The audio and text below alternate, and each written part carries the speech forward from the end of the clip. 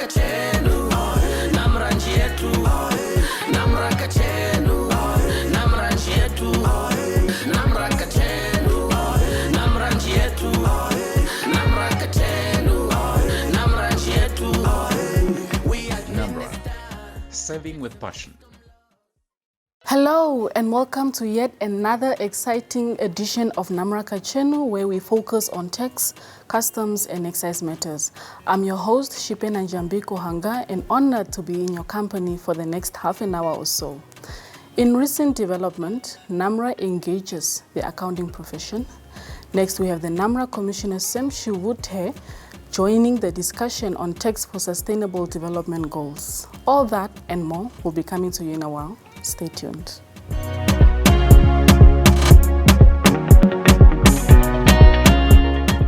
On the 17th of November 2023, Yaruke Kurondoroka, the Chief Strategic Communication and Support Engagements, joined the Institute of Chartered Accountants of Namibia in a discussion at the National Accounting Summit, where he emphasized the pivotal role that accountants play in shaping effective tax systems in Namibia.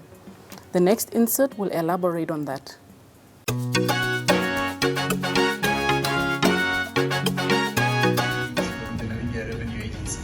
You see, we organize stakeholders engagement and the like, but hardly do we get an audience that I have here before me. So you would appreciate if I do not go straight to your point, and I'm going to provide a response to your question, but I'll probably take a few detours before I address the specific of your questions. You see, we are a relatively new agency, and because we are new in our formation, we still count our existence in months. We have now been in existence for about 32 months. And we are alive to the fact that not everybody has really gotten why we have been set up and what are the things that are driving us as the Namibia Revenue Agency. Now, amongst the many things that we have done in our initial formative stages was the agreeing on a vision that drives us. Our vision as the Namibia Revenue Agency, we aspire to become a world-class revenue agency, serving with passion to positively impact the livelihood of every Namibian. It's the world-class part of that vision that we often asked as to how realistic, how attainable is it? Some even ask us, is it even attainable? And we give them an unequivocal yes to say it is attainable. But how would you know that we have attained that? There are indicators that we have set ourselves. If we get to a stage where our systems are comparable to any in the world, we will know that we would have scored that. If we get to a point where our processes are comparable with any and allows us the efficiencies that we want, we know that we will even get them certified with some of the global bodies that are around. But it's really at the heart of it is the people. When we get to a point where the people within the Namibia Revenue Agency are able to walk into any institution, deliver what is expected of them, and measure up to anybody who would know that there are certain indications of us being world-class revenue agency. But your question here really speaks to compliance and how we think we are going to attain that. As a revenue agency, there are certain approaches, certain indicators, certain things that we have given ourselves to say, if we are able to deliver on this, we would be able to get to compliance levels that are satisfactory. And the approach is very simple, and it's three-pronged. One, we want to enhance engagements like the ones that we're having here, so that we spread the message and are engaging and promote various education sessions. Because we do realize and understand that with greater appreciation, you are likely to ensure that you are able to drive voluntary compliance. So we are going to continue with various engagement. And when we were invited to be part of this, we said yes immediately, because we knew that here we would get an audience that we would not be able to get anywhere. And then the second approach to this would be to make it easy for people to comply. And what do we mean with it? We mean the convenience that comes with those that would really want to comply, such as improving our services, in expanding on the service points that we have across the country, but also the functionalities and the platforms that are available to ensure that people are able to comply. And this is something that we are working on. Not only just creating the platforms, but ensuring that even when they decide to walk into our service centers, the service that they get is actually world-class and satisfactory. We are not there yet, but we're definitely on our way to getting there. The third component around that is really around enforcement and compliance. And you would have seen how we have been up and arm and ensuring that we fasten and we enhance compliance through various interventions. And one of the things that really is key to us in ensuring that is this profession. For us, this profession is very important because you would realize that among our staff complement, a greater chunk of those that we employ are actually accountants. And that's why when we get an invitation to come and speak to this, for us, it's like we're just going to a family gathering where we are going to have a very good engagement, because what we do is something that is very common to this profession and something that the profession would really want us to engage them on. So your question is there a role for accountants in our space, and what could be that role? Yes, because what we are administering, and remember, our mandate and our responsibility is to serve as an administrator. I know in your question, there's a part that speaks to tax policies. Unfortunately, our office, our agency does not deal with tax policy, but it's the tax administration that we deal with. Now, our system is a self-assessment system, or a self-assessing system. What it requires is that the taxpayers should be the one compiling their own returns, ensuring that those returns are accurate and whatever goes with it, and they are able then to comply. But we know that not all of the taxpayers actually are au fait or comfortable with ensuring that they're actually submitting those documents and preparing them very well. And this is where accountants like yourselves come into play, and we would then as an agency be relying on that. Obviously, when they come to our offices, they will be assisted, but the obligation really rests with the taxpayers to ensure that those documents are properly and accurately submitted.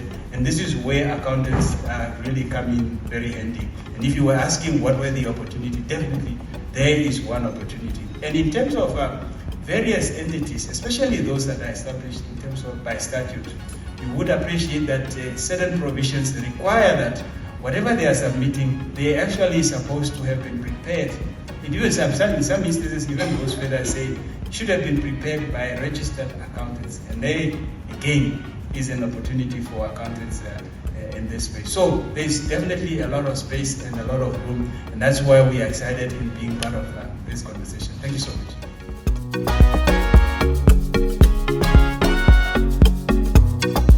The NamRA Commissioner Sam Shivu participated in a dialogue on multi-partner coordination on taxation for achieving sustainable development goals aimed at deepening a collective understanding of the symbiotic relationship between taxation and sustainable development goals in New York.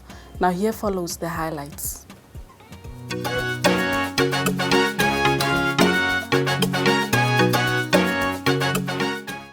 We assure the alignment, expectation, and just to ensure that we measure the impact.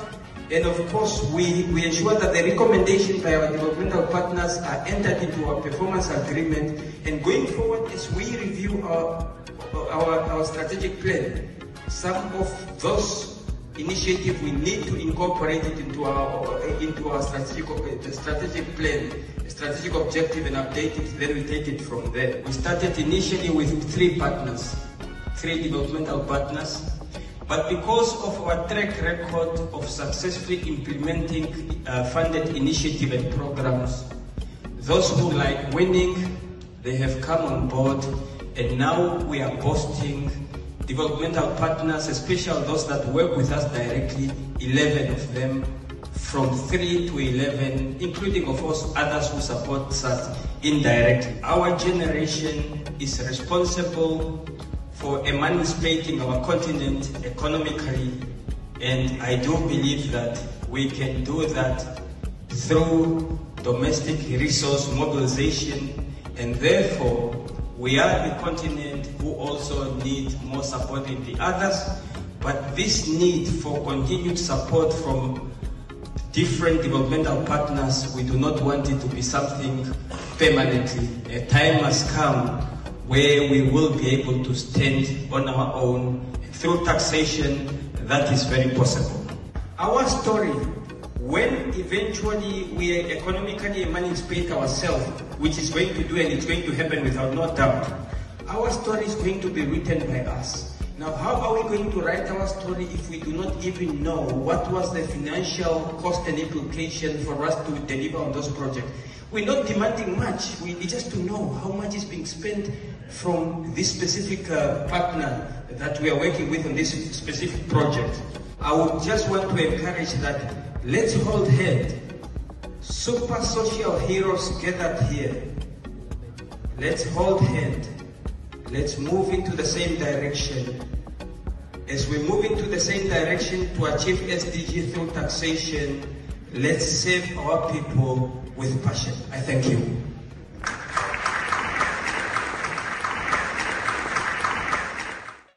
In a short while, we'll be joined by Ms. Vesoraune Mbaha, the Chief Risk Management and Internal Audit at NamRA.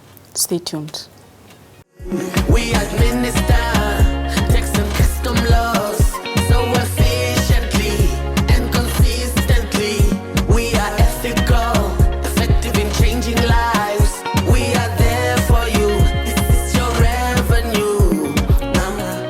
NamRA, serving with passion to positively impact the livelihood of every Namibian.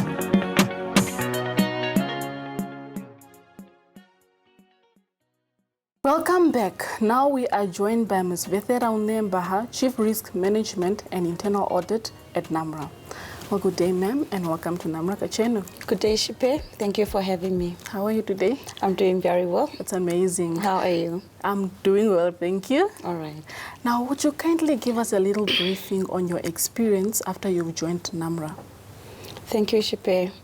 I must say I had mixed feelings. Obviously, the fear of the unknown. But at the same time, I was super excited to join NamRA and to be part of this amazing team. That's great. Now, what were your immediate observations when you came to the office? So my immediate observations were more like there was a lot to be done. I was like, oh boy, what did I sign up for? Given that I was the only employee that started the department. So it's basically I needed to do a lot. I needed to do a lot of planning. I needed to do a lot of engagements and also a lot of understanding the environment so that I can just plan better for the department ahead. That's amazing. Since you said that you were the only employee in your department when you started, wasn't that odd to you? How was the experience, like overall experience now as the only person in the department? I must say, surprisingly, it wasn't odd. Last year, I was introduced to a narrative by Davi Fourie. He's the owner of the Rock Lodge outside Tokahanja. Davi said we need to move from point A to B, where B is a better place. So I then told myself that I had the responsibility to take the department from point A to B, where B is a better place. So as I said earlier, it required me to plan and plan and plan for me to be able to execute better, given that I was alone. Now, with that said, what are the current plans that you have in place regarding adding additional staff to your division? Okay. Thank you, Shipe. I must say we recruited employee number 2. She started earlier this month. And we also finalized the recruitment of the 2 managers, which is the internal audit manager as well as the risk manager. And they will be starting on the 18th of December. So at least we are making some traction with the recruitment process. And once the manager starts, they will then assist with the recruitment of the senior officers within the department. That's amazing. Now, what is the entire staff complement for the department? So the staff complement, the approved staff complement is 12. So currently we are 2. Oh, I see. Now, could you please help us appreciate the functions of your department and its importance to NamRA? Thank you, Shipe. So as Shipe highlighted earlier, or as you highlighted earlier, we are the risk management and internal audit department. So we have 2 separate divisions. one which is the risk division, and the second one which is the internal audit. Under the risk management, we facilitate 3 processes. One, which is the risk management, so ensuring that NamRA identify all the risks that might impact us in achieving our strategic objective. We need to ensure that these risks are mitigated. And also under the risk division, we also facilitate the compliance management process. So this is by ensuring that we comply with all the relevant legislations as well as our internal policies and procedures. And lastly, under the risk division, we also facilitate business continuity management. So business continuity is to ensure that should anything happen, NamRA is able to execute its time-critical processes.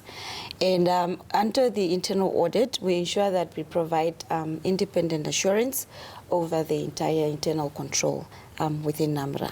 So on a high level, that's really the functions of the department. Wow, that's quite impressive indeed.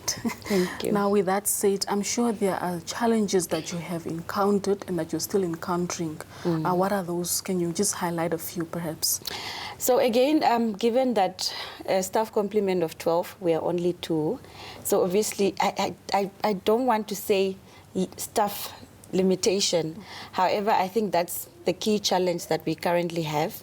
But we did put some sort of mitigations in place by co-sourcing the internal audit function so that at least the internal audit can be executed by an external audit firm while we are in the recruitment process. So I think we are managing that challenge very well, I must say. Yeah. Amazing. Thank you. Now, especially for the new staff that are going to join the department, is there some sort of training and development that will take place in the process, or how is it going to happen in that sense? So definitely training is part of the process, but obviously you want people to find their ground before you can then facilitate trainings of some sort. So yeah, there is a training budget that we have of the department, so we will execute whatever training in line with that training budget.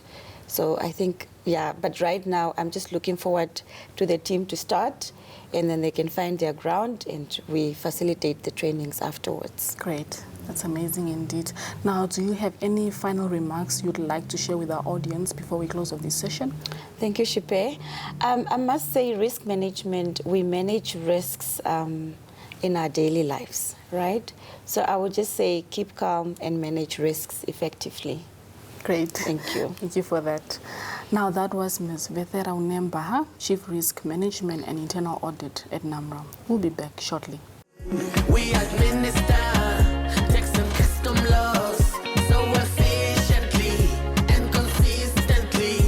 We are ethical, effective in changing lives. We are there for you. This is your revenue. NamRA, serving with passion to positively impact the livelihood of every Namibian.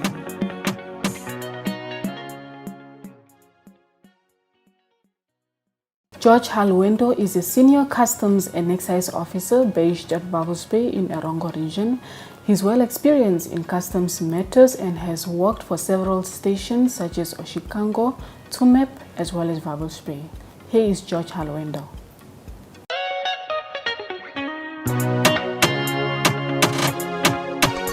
George Aitembu Halwendo. I started with the Ministry of Finance in 1996 as an Assistant Customs and Excise Officer. I worked as an assistant until we got promoted through the Wages and Salary Commission. I became a Senior Customs and Excise Officer in Ochivarongo in 2002. I worked in Ochivarongo as the officer in charge of the office until 2010.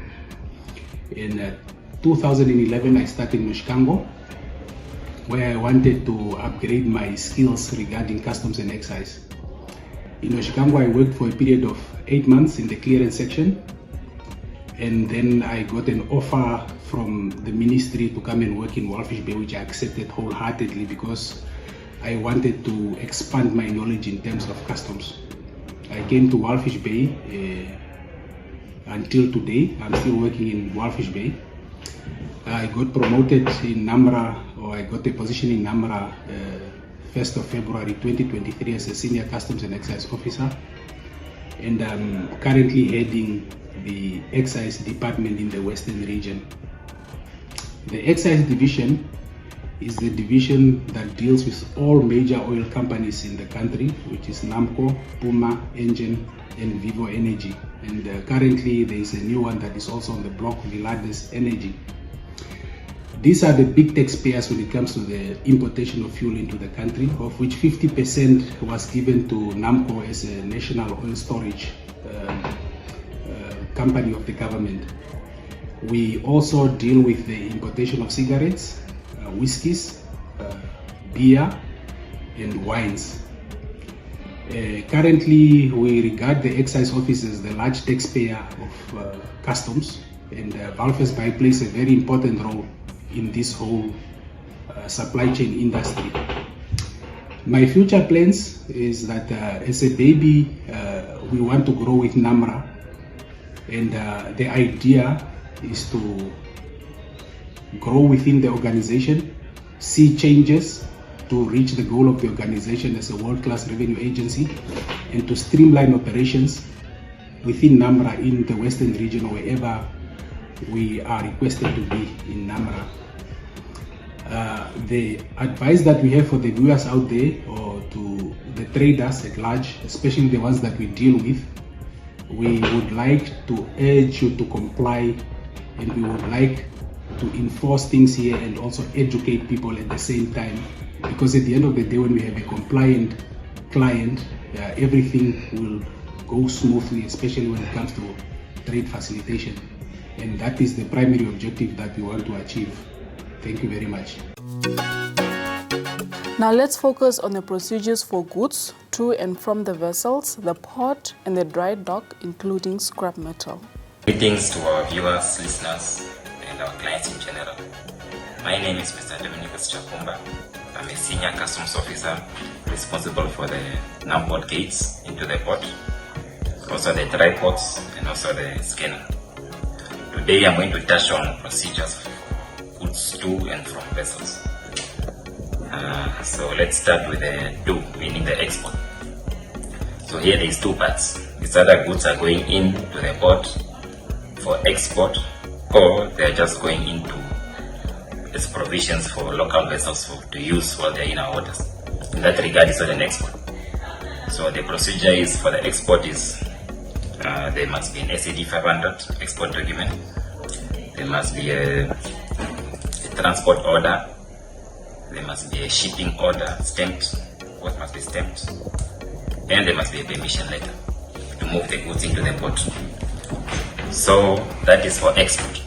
Now when it comes to goods that are not going for export, for example, going to local vessels like provisions, groceries, food that are going to be consumed by the crew, captain and crew.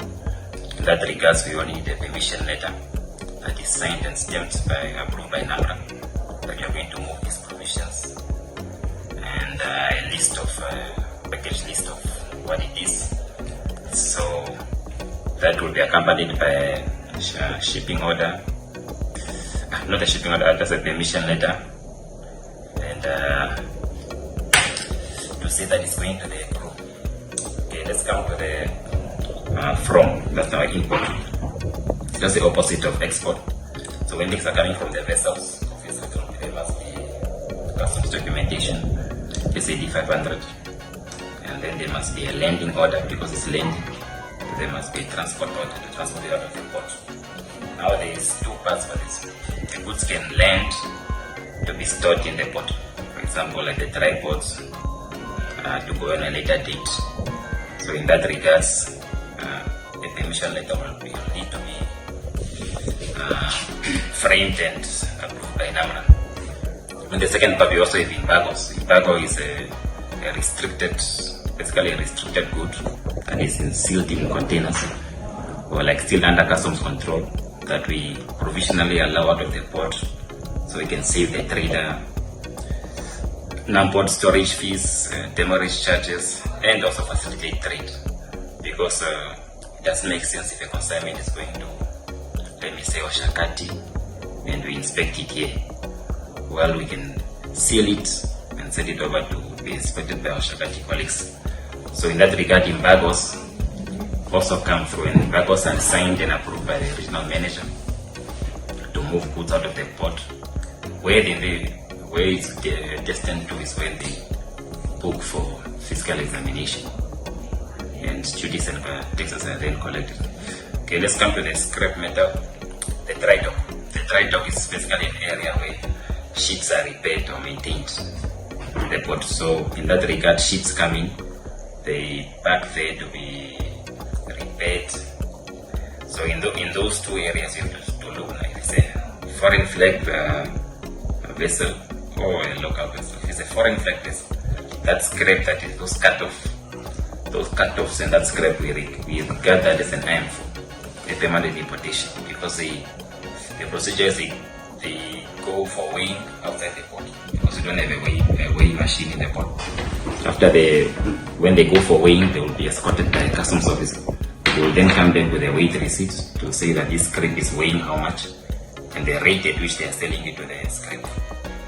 That amount is then used to calculate the VAT that is due to us. So now in that regard, the backlog manifest is then created to declare this scrap as IM4. That is only for foreign flag vessels. Other than that, the port in general, anything that moves in and out of the port, we regard the port as international waters. So anything that moves in and out of the port will need to be approved by NamRA so we can be aware what is going in and out. With those few words, I submit and have a good day.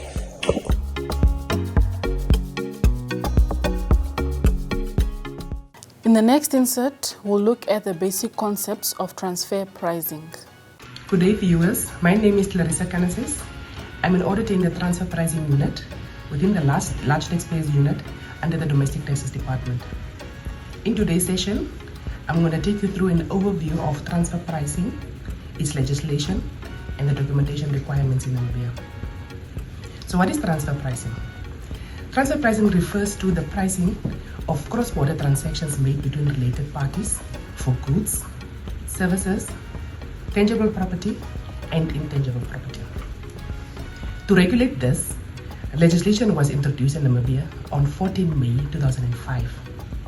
It is provided for in Section 95A of the Income Tax Act number 24 of 1981, as amended. The purpose is to ensure that prices set for cross-border transactions between related parties are in line with the arm's length principle. To provide guidance on the application of transfer pricing legislation in Section 95A, a practice note 2 of 2006 was published in September 2006, which is based on the OECD transfer pricing guidelines for multinational enterprises and tax administrations. Thin capitalization is a widely used concept in transfer pricing, and it refers to a situation where a company is financed with a high level of debt relative to its equity. Thin cap rules are provided for in Section 95A, subsection 3, 4, and 5.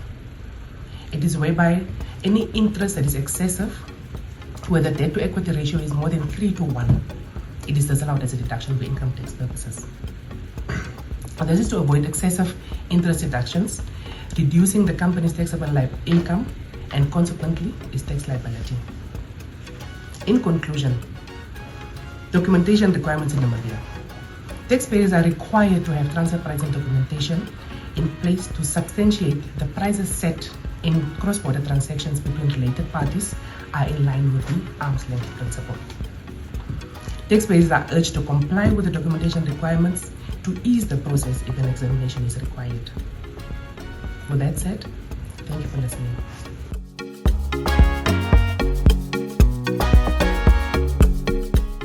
Here is the trivia of duties.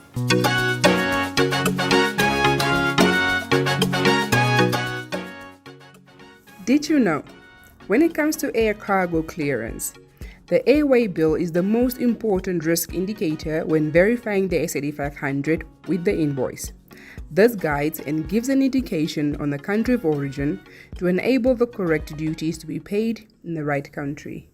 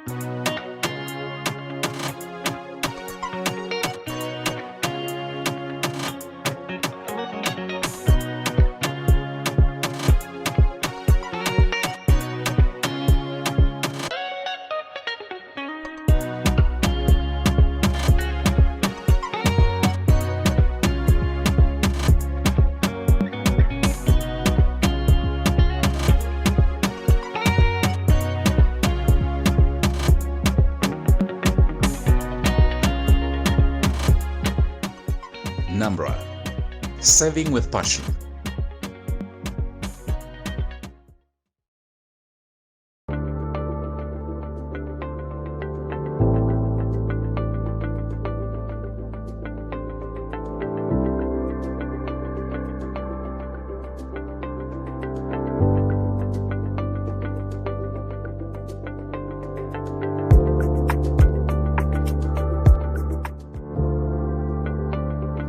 Up next, we are looking at the issuing of Euro 1 certificates for exporting goods to Europe. Good day. My name is Alexia Hoveka. I'm from Rules of Origin. One of our core businesses is to ensure the correct implementations of trade agreements. Today, we are going to talk about the issuance of Euro 1. What is a Euro 1?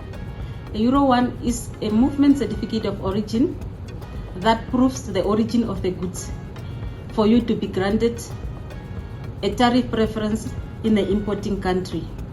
So we have three types of agreements that uses the Euro 1. One is the EU SADC EPA Economic Partnership Agreement. The other one is a SACU Mozambique UK Economic Partnership Agreement, and finally the SACU EFTA, which those are the three agreements that uses the Euro 1. So how do you obtain the Euro 1?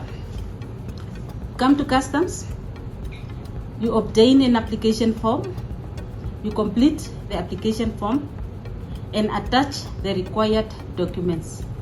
So if you wish to export a manufactured product, you need to attach the sketches indicating the manufacturing processes for the customs office to assess whether your product meets the origin criteria to be issued with a Euro 1.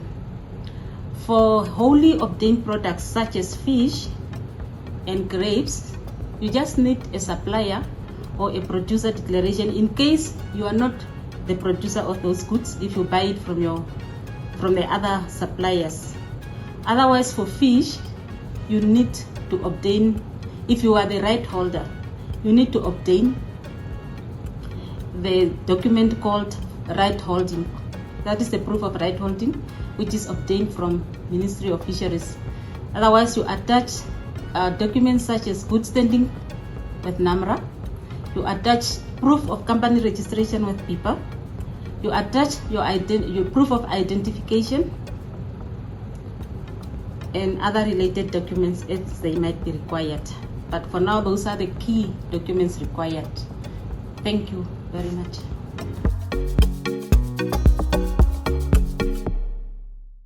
Do you want to make a payment for tax debt? Now here are the available options for payment. My name is Angela Kamui, Senior Revenue Treasury Officer at NamRA. I'm going to take you through the process of making payments to our NamRA offices. We have 4 modes of payments which are acceptable at our offices, which are direct deposits, cash payments, electronic fund transfers, and speed points machines. When making electronic fund transfers, we have 2 accounts available for our taxpayers, which is Receiver of Revenue, account 165001, and the VAT dedicated account 165060. When making a direct deposit, our taxpayers need to fill this deposit at their commercial bank. You need to have your TIN with you. The TIN consists of 8 characters, and then you should also know the period that you are making the payment for. When making an electronic fund transfer, for your penalty or interest liability due to NamRA, you use the EFT referencing example as shown on the screen. It also has 19 characters, but on the text type and text period, you put 999, indicating that the payment is account payment. When making electronic fund transfers, EFT referencing example is shown on the screen, which comprises of 19 characters. The taxpayer reference number comprises of 5 parameters, which are as follows. 1. Represent the payment method, in this case, EFT payment. 06. Office of registration or your return office. The 8th character represents your tax identification number. 14 is tax type, in this case employees tax. 2018-06 is the tax period for which the payment is meant for.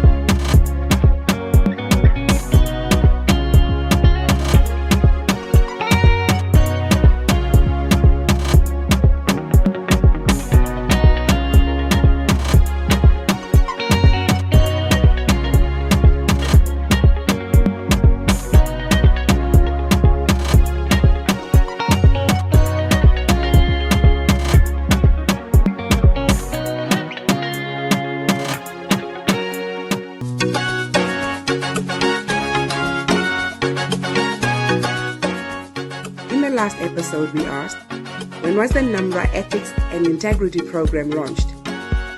The answer is, the NamRA Ethics and Integrity Program was launched on 9th November 2023.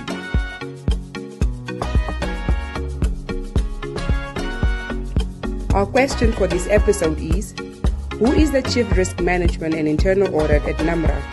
Kindly email your answer to NamRA Kachenu at namra.org.na. The due date for submission is the 14th of December 2023. The winner will be announced in the next episode. And that brings us to the end of this edition of NamRA Kachenu. We hope you found the information to be valuable and insightful. Join us again in 2 weeks' time for more updates. But until then, stay informed and compliant. Goodbye. Giving fairness and equality to our nation. We appreciate the difference in ethnicity. We have